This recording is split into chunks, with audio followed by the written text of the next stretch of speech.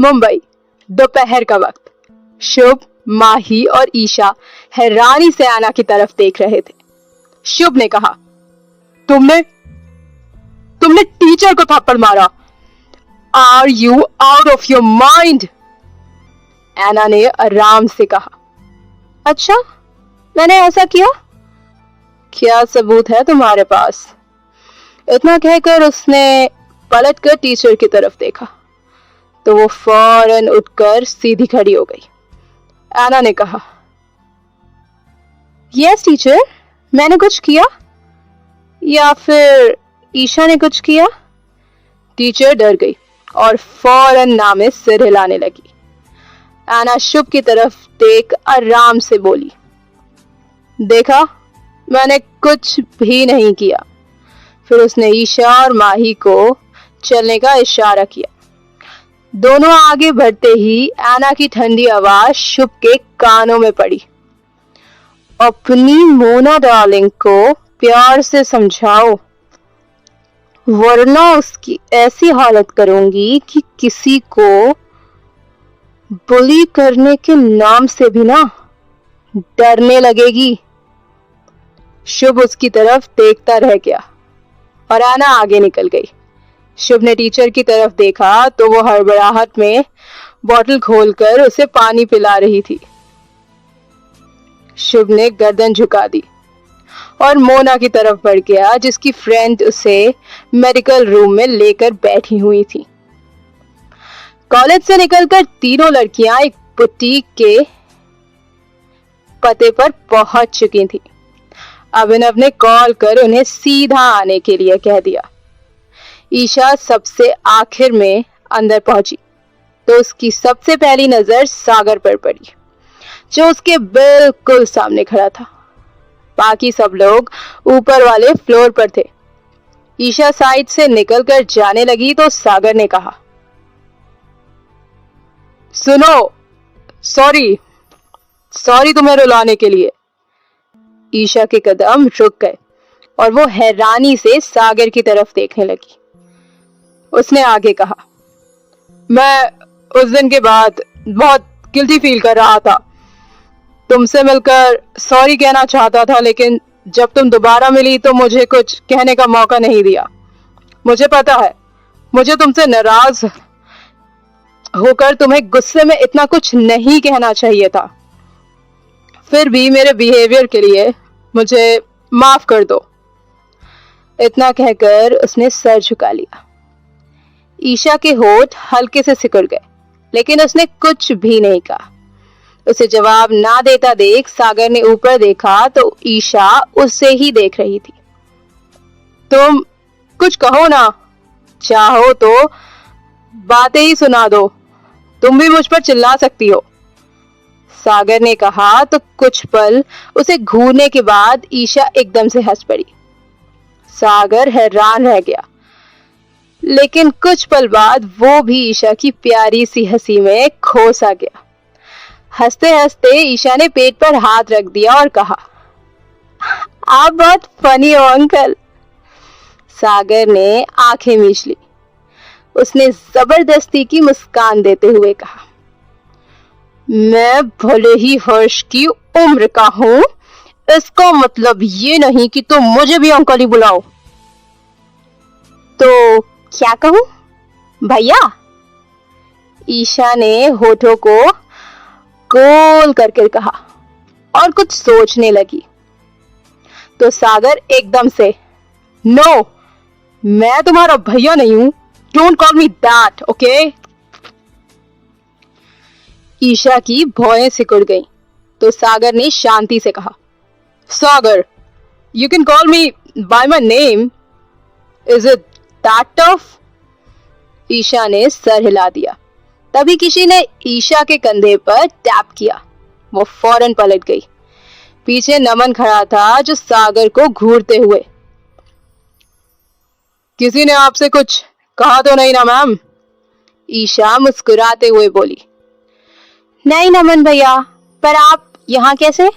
Uncle के साथ क्यों नहीं गए आप? नमन ने ईशा का हाथ पकड़ा और सागर पर गहरी नजर डालते हुए सीढ़ियों की तरफ बढ़ गया। उसने कहा, बॉस अपने फ्रेंड के साथ गए हैं, इसीलिए नहीं गया। और उनके ना होते हुए आपकी जिम्मेदारी भी तो किसी को उठानी थी ना। मुझे आपका ख्याल रखने के लिए कहा गया है। ईशा ने कहा, लेकिन मैं बच्ची थोड़ी हूं जिसका ख्याल रखना पड़े, और यहाँ तो कितने सारे लोग हैं। नमन ने मुस्कुराते हुए सर हिला दिया। ऊपर पहुंचते ही ईशा की आंखों में चमक आ गई। आकृति और अभिनव दोनों रेड कलर के मैचिंग आउटफिट में खड़े थे।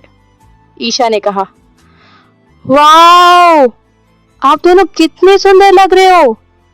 अभिनव और आकृति घूमते हुए उसे ड्रेस दिखाने लगे। फिर लता ने कहा, जाओ तुम भी लड़कियों के साथ कुछ पसंद कर लो।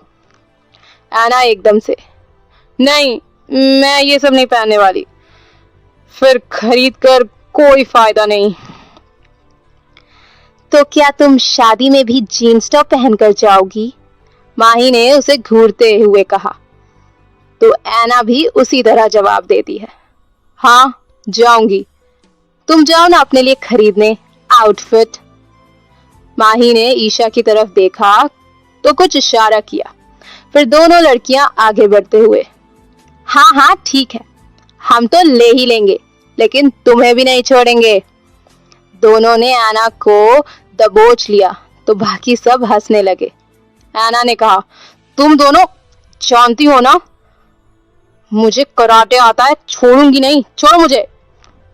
ईशा ने दांत दिखाते हुए कहा, हमें पता है, पर ये भी जानते हैं कि तुम अपनी मासूम सी प्यारी प्यारी दोस्तों को कभी नहीं मारोगी। वो दोनों उसे गर्ल सेक्शन में ले गई। कुछ देर बाद उन्होंने ऐना के लिए एक ड्रेस सिलेक्ट कर उसे चेंजिंग रूम में भेज दिया। बाकी सभी लोग आराम से ड्रेसेस सिलेक्ट कर नीचे जाकर कॉफी पी रहे थे। सबको पता था लड़कियां 2 घंटे से पहले नहीं आने वाली थी, लेकिन अक्ष और नमन उन्हें अकेला छोड़कर नहीं गए।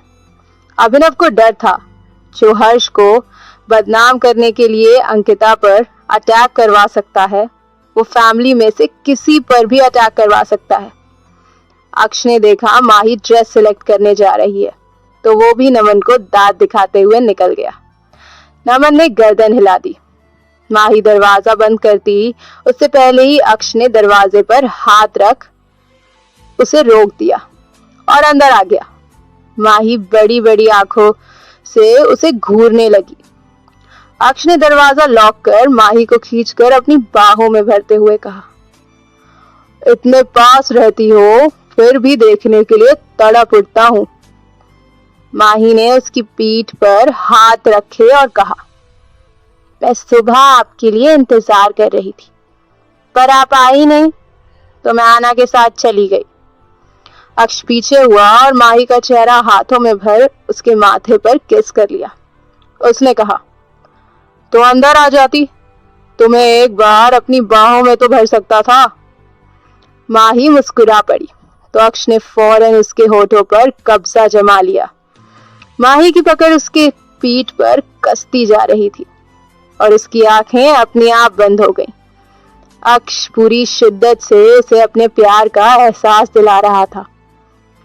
वक्त के साथ उसका किस करना बहुत ही डीप और वाइल्ड हो गया। माही की पीठ पर रखे हुए हाथ सरकते हुए अक्ष के कंधे पर आ गए और उंगलियां से उसे दबाकर और करीब करने लगे। उसे दूर करने की थोड़ी देर बाद माही कोशिश करने लगी। उनके शरीर के बीच जरा सा भी फासला नहीं था, जिस वजह से माही का हिल पाना भी नामुमकिन था। अक्ष पर कोई भी असर ना होता देख माही ने उसकी जीभ दांतों से काटी। अक्ष सिसकते हुए उसके होठ को छोड़ देता है, पर उसने अपने हाथों की पकड़ माही के कमर पर कस रखी थी। उसने कहा, क्या हुआ बच्चा? माही गहरी गहरी सांसें भरने लगी। उसने अक्ष को घूरा और कहा, आप हमेशा क्यों करते हो ऐसा? अक्ष उसके होठों को अंगूठे से सहला रहा था और प्यार से कहता है, तुम हो ही इतनी चार्मिंग, खा जाने का मन करता है। अपने आप को रोक ही नहीं पाता मैं, क्या करूं? अपने जवाब पर वो इतना कॉन्फिडेंट था जैसे सारी गलती माही की ही हो। दूसरी तरफ चेंजिंग रूम में एना की शक्ल पर 12 बजे हुए थे। उसने ड्रेस तो पहन ली थी, पर अब उसे ही अजीब लग रहा था अपने आप को प्रिंसेस ड्रेस में देख। ड्रेस का रंग देख उसने भुनभुनाते हुए कहा, ये रंग मुझे खून की याद दिला रहा है, अब क्या करूं? वो दरवाजा खोलकर बाहर आई तो सब गायब थे, सिर्फ नमन को छोड़, जो हाथ बांधे दीवार से टेक लगाए खड़ा था। एना को ऐसे देख उसकी आंखें हल्की सी बड़ी हो गई थीं, लेकिन एना ने उसे कोई रिस्पॉन्स नहीं दिया। आगे की कहानी जानने के लिए सुनते रहिए लव यू अंकल, सिर्फ और सिर्फ अल्फाजों के सफ़रनामा पर।